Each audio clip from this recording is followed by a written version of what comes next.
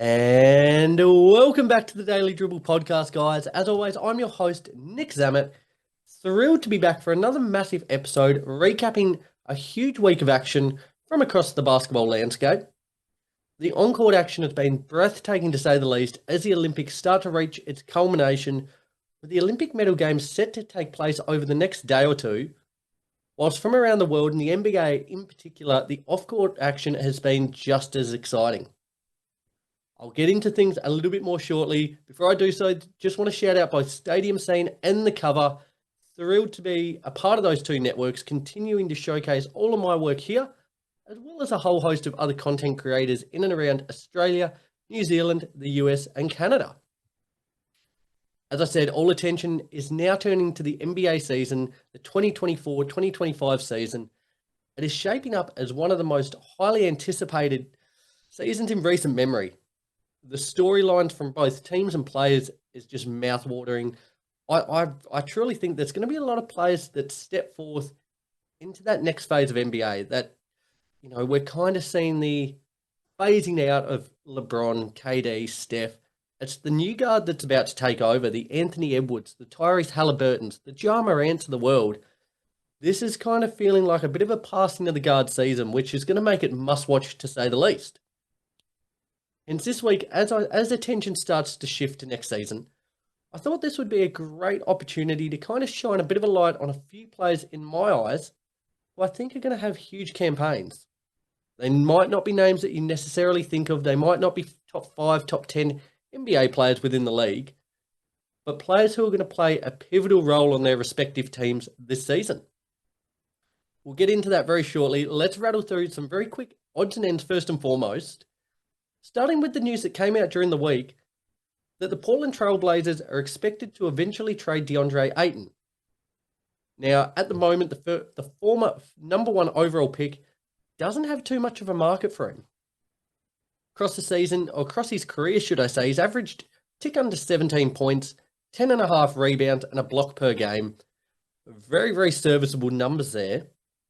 A couple of teams came to mind that I think would greatly benefit from adding a player like Ayton to their ranks. Namely, the Golden State Warriors, the LA Lakers, and the New Orleans Pelicans, I think, are all teams that could really, really benefit from having Ayton.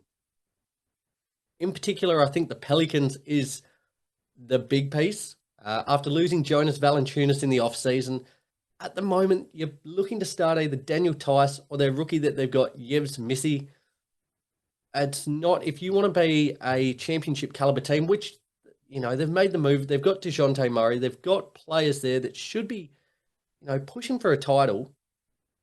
They need a better big man. And I think Ayton is a huge upgrade. I would love to see them go balls to the wall, try and make this happen. And I think that would transform them into one of the title favourites going into next season. Time will tell, though, but as I said, the Blazers are looking to move on from him. It'll be interesting to see which teams put their hand up and try and get his signature. Free agent Malachi Flynn has agreed on a 1-year deal with the San Antonio Spurs. Not that much of a household name, Malachi Flynn, but he had a career-high 50 points in April, which it still baffles me. It is probably one of the most surprising 50 pieces in NBA history, I would say. Averaged 8 points across 14 minutes for the Detroit Pistons in the season gone by. Hasn't made too many waves as an NBA player in his career, but I think if he can start knocking the 3-ball down a little more consistently, so far in his career, he's a 33.5% shooter in that regard. If he can get that up to 35, 36%, he should get a look in. With the presence that Victor Wembanyama is going to command this season, everyone on the Spurs should get plenty of space and plenty of opportunities to make these shots. I don't think he's a huge needle mover, but he's a player who on the fringes I think could be quite handy there in San Antonio. In disappointing news for the Warriors, Lauri Markkanen and the Utah Jazz signed a huge 5-year, $238 million contract extension, making him untradeable for the entirety of the 2024-2025 season. Now, Golden State proposed Moses Moody, multiple first and second round picks, as well as pick swaps to Utah in exchange for Markkanen. They turned this down, which I think was probably a smart move. I think there's better packages out there for Markkanen. He averaged 23 points, 8 rebounds, 2 assists last season. I think he gets better than that. It's really hard when you're just kind of dabbling in draft picks. It's hard to know what they're going to lead to. I think, though, in terms of what you're getting back in the interim, Moody, I don't think is quite enough.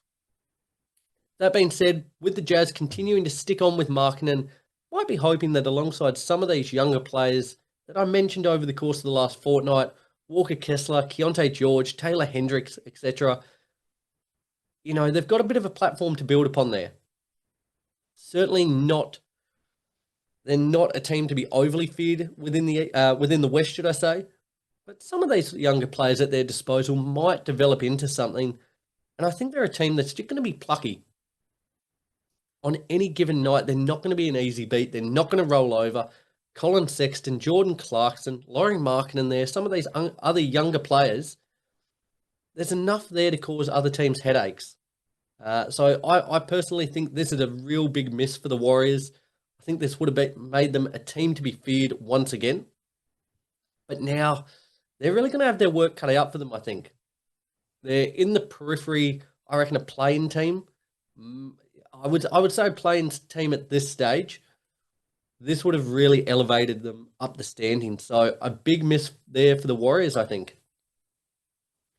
And finally, I touched on it leading into the show, the Olympics.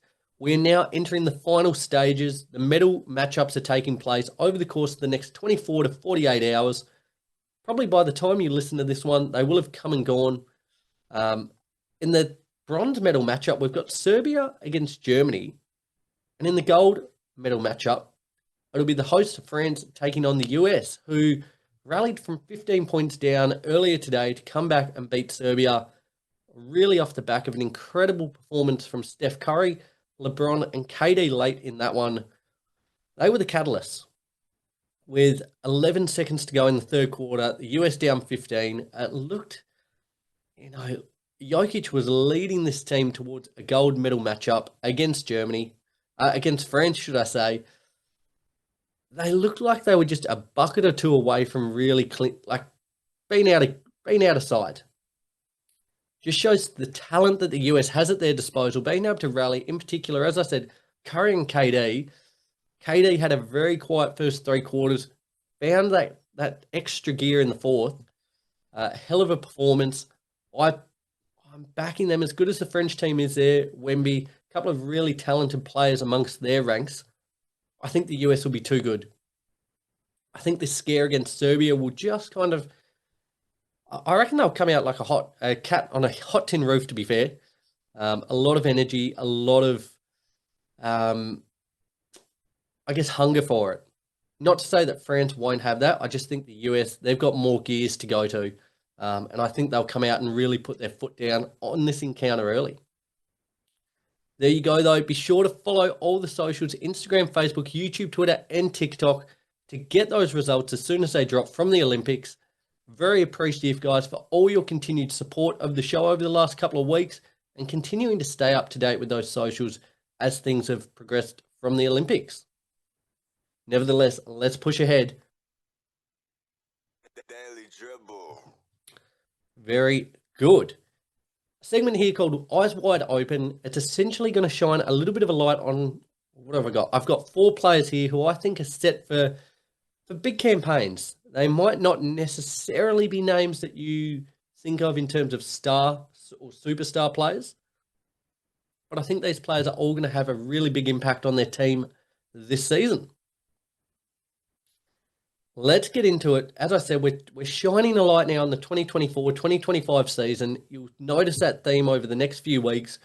We're roughly about 9 to 10 weeks away, which from the season starting, which will absolutely fly by. So let's get into it. All attention to the 2024-2025 season. The first name I've got here as a player you should be keeping an eye on is Buddy Hield. Now, I think the switch to the Warriors is going to be massive for him. Last season, he averaged 12 points, 3 rebounds, and 3 assists. the last few seasons have seen a little bit of a decrease in his offensive output. That being said, he's a career 40% three-point shooter. He's going to fill that shooting void left by Klay Thompson's departure to the Mavericks perfectly. In terms of replacements, that's about as good as you could have hoped for. I think he'll most likely come off the bench, but he should close out games. Like, that shooting is too much of a weapon to leave on the bench in crunch time if they're trailing. But with that coming off the bench, he's going to get so much opportunity to come on and just shoot the absolute lights out.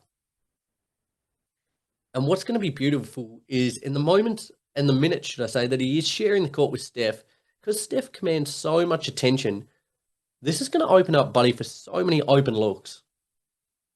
Splash Buddies is going to take over. It's a name that's been dubbed already pretty much since Buddy joined the Warriors, but I envision that will take off in new ground once the season starts. If you're into it, if you're into a bit of a punter, you wanted to put some money on it, I think Buddy is a sneaky pick for sixth man of the year. I really think he's going to average close to 16 points per game, and he's going to be a key piece of the Warriors' push back towards the playoffs. I truly believe if they have any hope, as I said, I think they're kind of a plain team at the moment. If they're to be anything better than that, Buddy Hield is going to have to be huge for them. So, yeah, I predict probably 16 points, 3 rebounds, 3 assists, 40% from 3. That's a tremendous season. If the Warriors can get that, they go a long way to being a playoff team once again. My second player that I've got is Dyson Daniels. Now, another player who had an off-season move, swapped from the Pelicans over to the Eastern Conference there with the Atlanta Hawks. I think he's had a really solid showing over the last couple of weeks with the Boomers. Last season with the Pels, averaged 6 points, 4 rebounds, and a tick under 3 assists per game, whilst also delivering a steal and a half. What he did with the Boomers, though, really impressed me, and on both ends of the floor. He looked super confident handling the rock, aggressive with his shot, but also defensively, he has the size and kind of touch to cause a lot of offensive players problems. I think the Hawks as a whole are going to be so much better served by just having Trey lead this team as opposed to having to have another star starting guard in DeJounte Murray. But I think, as I said, the key for Daniels, keep working on his two-way abilities. He's made really impressive strides in both offensively and defensively. But for him being aggressive, continue to stay aggressive, get to the rim, attack it when it opens up, and stepping into that 3 ball with confidence is going to be key. Going at 31% so far across his young career, but if he can get that up to 33, 34%, it just adds another string to his bow and makes him such a more valuable player. And I think with that, will correlate to an uptick in minutes. Again, Atlanta in a really funny spot at the moment. I think he's going to be a key cog in what they do. If they want to be successful, Trey's that lead star starting guard. Off the bench is not a whole lot of capable ball handling. Daniels is it. He should get really great opportunity to flourish and lead that second unit. And if he can show as much as what he has over the last few weeks with the Boomers, I think he could be set for a really big season. The third player on my list is Stormin Norman Powell. Now, with the departures of Russell Westbrook and probably more importantly, Paul George, the Clippers need players who can score the ball. Norman Powell is a guy who can do that and do it well. Last season, averaged 14 points. He took 5 3-point attempts per game and made them at 43.5%. That is an elite clip. That is up there with the best of the best in the NBA. More than serviceable on the defensive end as well. I think it's probably almost forgotten a little bit how, he's not a super defender, but he more than holds his own. And I think that's, if you're playing in a team with James Harden, Kawhi, you need to be able to hold your own on the defensive end. That being said, offensively, where he's going to do his damage, I think the Clippers, they've got players, they've recruited enough to be competent. Derek Jones Jr., Nick Batum, Mo Bamba, Chris Dunn. You're losing Paul George. Paul George, most importantly, Russell Westbrook as well. If they want to be a great team, Powell's going to have to be a big, big cog in this. I still don't know how much faith you put in the health of James Harden, of Kawhi. If these guys are missing games, even if one of them's missing a game at a time, Norman Powell essentially becomes that number 2 from an offensive standpoint anyway. As well as getting his own, I think he's going to have to make sure, he's probably going to start coming off the bench. But if that is the case, as well as getting his own from a scoring perspective, I think he's going to be handling the ball a lot. He needs to make sure that he gets guys like Nick Batum, who's open in the corner, gets these other guys involved. I think it's a super interesting year for the Clippers. It's not a rebuild or reset year. Stevie Ballmer, the money that he's invested is still pedal to the metal, but they've just kind of recalibrated a little bit. So who knows? Maybe going back to having those 2 stars in Harden and Kawhi will bear fruitful.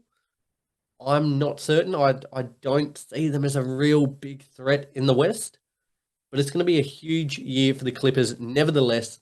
And if it is to be hopefully successful, Norman Powell will be a huge part of that. Let's go to my 4th and final player is Jimmy Butler. Now, Jimmy will be 35 by the time the season starts. Somewhat like the Heat as a whole and Jimmy himself, they are notoriously slow starters. Once playoffs come around, they seem to find another gear. More often than not, Jimmy transforms into essentially a top 5 player in the league across the playoffs. He's a real kind of a bit of a sleeping lion.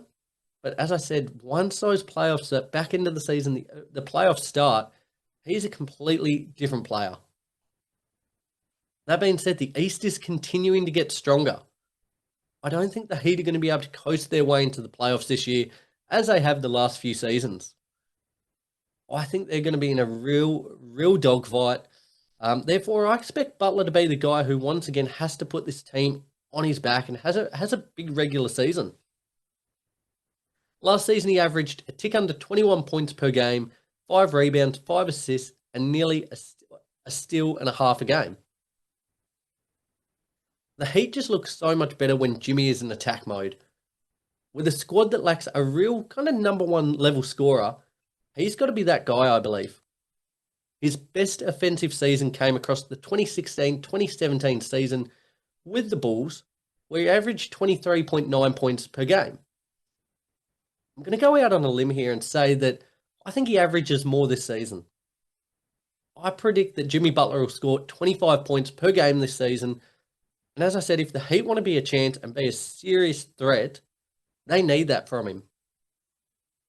There you have it. There's my first essentially hot take leading into next season. Jimmy Butler, 25 points per game. Big year. Big regular season coming up from Jimmy. I don't have a lot of faith in their supporting cast. Terry Rozier, Bam, Tyler Hero. That's essentially it. There's not...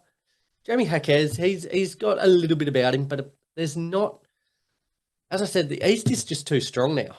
And if that's what you're going into battle with, coming up against the Bucks, coming up against the Celtics, Philly, Pacers, Knicks, Cavs, they're going to have their work well and truly cut out for them. So Jimmy's got to be the guy. Watch this space. Nevertheless, there you have it, guys. To recap that, these are the 4 players that I think you should be keeping an eye on heading into next season. We had Buddy Hield, Dyson Daniels, Norman Powell, and Jimmy Butler. There they are, guys. They're the 4 names you need to keep an eye on for the 2024-2025 season. All of them are going to certainly have their work cut out for them. But I think these are players, as I said, they're not superstar players, but who are going to have to play essentially like superstars if their teams want to go far this season. Really appreciate you guys continuing to tune in and week out. You might appreciate that I sound a little bit nasally today. I've been dealing with a bout of sickness, and I tell you what, I've been hanging on for grim death not to cough. I've just, you can't see it there, it's empty. I've just had a hot lemon and honey drink to try and clear the throat, but I've been well and truly in the hurt locker today. Nevertheless, that's probably a good sign that I should wrap this up. Enjoy the last couple of days of the Olympics, guys. By this time next week, we will have crowned our gold, silver, and bronze medalists. I anticipate that I'll be sitting here this time next week saying that the US are crowned gold medalists once again. Let's see what the French phenom Victor Wembanyama can throw their way.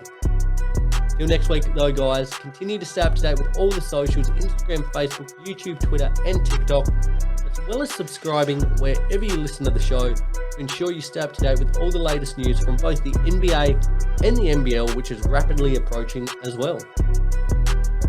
Anyway, till next week, guys, have a fantastic week. Enjoy the off-season as it starts to wind down, and I can't wait to speak to you again next week. Take care.